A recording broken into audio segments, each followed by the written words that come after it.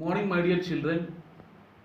It is Tony sir here with the remaining class of political science lesson.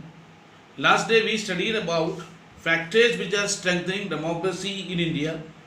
They are political maturity, right to vote, decentralization of democracy, and RTI. Today I am going to you two things, that is social justice and equality.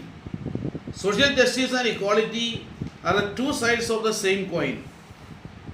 There are two important objectives of our constitution. These are social justice and equality. Constitution is committed to establish a new society based on these principles. Now let us see what is social justice. To establish social justice means to remove those social conditions which are obstacles to injustice and dignity of individuals.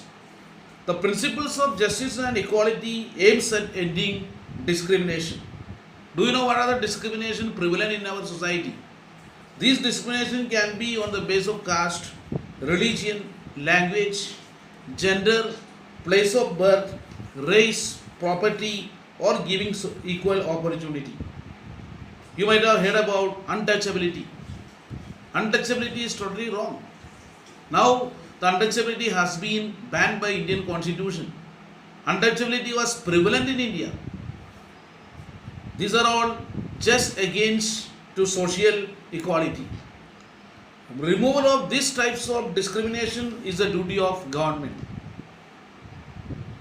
For all these things, for the success of democracy, democracy should be inclusive. Inclusiveness means we must involve all strata of society into the mainstream of democracy. The so-called SC, ST, OBC, all must get fair share in the administration of India. But unfortunately, some section of society is away from the mainstream of society. This does not serve the real meaning of democracy.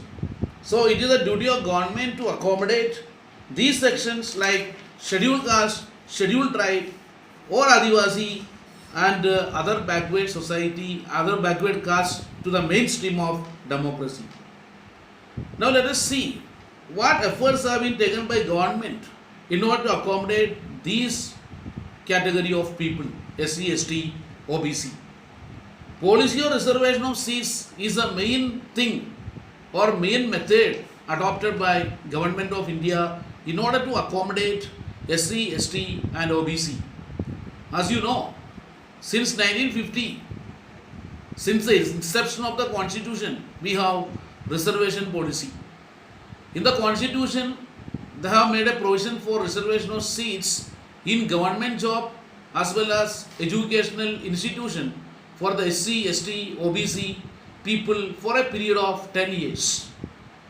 But it has been extended another 10 years so far till now.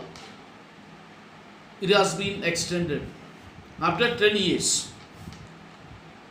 The policy of reservation of seats is a very good step for accommodating the people of backward classes like SC, ST and OBC.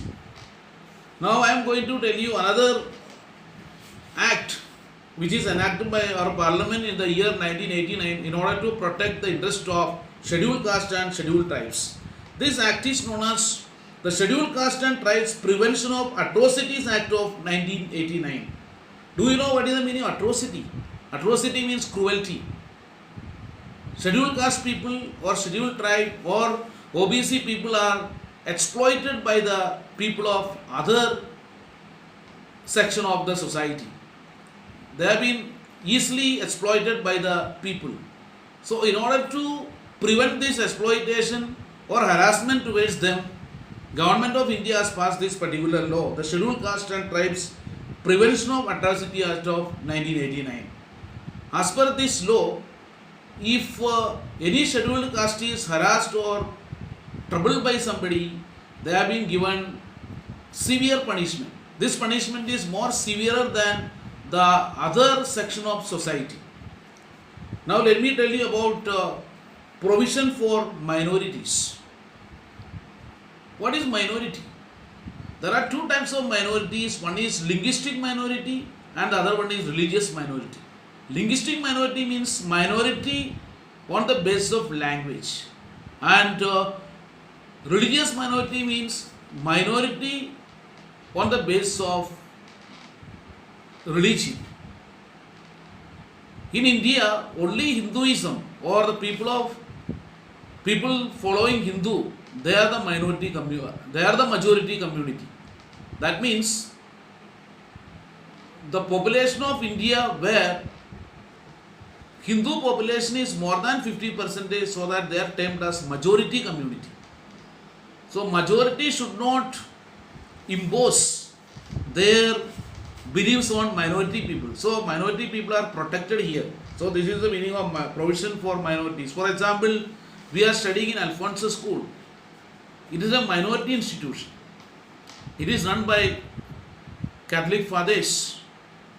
So this particular provision is given more protection to minority communities. Now we will study about role of judiciary in the next class. Thank you very much.